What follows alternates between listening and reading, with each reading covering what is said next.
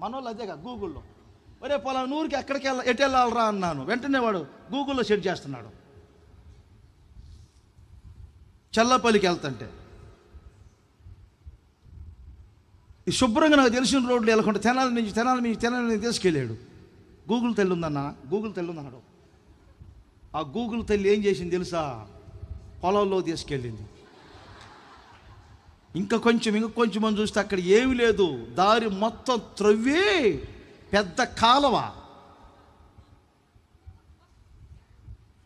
వాడు గూగుల్ తల్లి మోసం చేసిందన్నా అని చెప్పాడు. ఏం చేసేది? తిన్నగా మరలా తిరిగి వెళ్ళేసరికి అక్కడ మీటింగ్ అయిపోవచ్చేది. అనంతపూర్లో కూడా ఒకడు అంతే చేశాడు.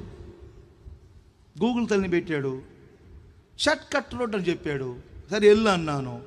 ఆ తిన్నగా పెద్ద వాగులోకి తీసుకెళ్ళింది. 4 అడుగులు వేశాడు. అన్నావు గిలకల్లోతేనన్నా నీళ్ళు అన్నాడు.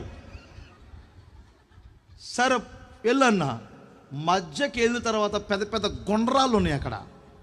ఎవడో ఒకడు వచ్చాడు, ఈ రోడ్డు క్లోజ్ చేసి 6 నెలలు అయింది, అసలు ఇటెందుకు వచ్చారన్నాడు. అదో గూగుల్ తెలియజేసింది. అవసరమైనప్పుడు యూజ్ చేయొచ్చు, నేను కాదంటలా. లొకేషన్ అవసరం, మాకు చాలా అవసరం, ఎంతో ప్రయాణాలు చేస్తూ ఉంటాం. నేను దాని విషయంగా చెప్తుంది. మనిషి దేవుని మీద ఆధారపడట్లా ఇప్పుడు. అది నేను చెప్తుంది మీకు. ప్రార్థన మీద ఆధారపడలేదు, ప్రేరేపణ మీద ఆధారపడలేదు, ప్రభు ఇచ్చే ఆలోచనల మీద ఆధారపడలేదు. కొంచెం సమయం ఏంటి బాబు అన్నారు. 2వ అధ్యాయంలో దానియేలు గ్రంథం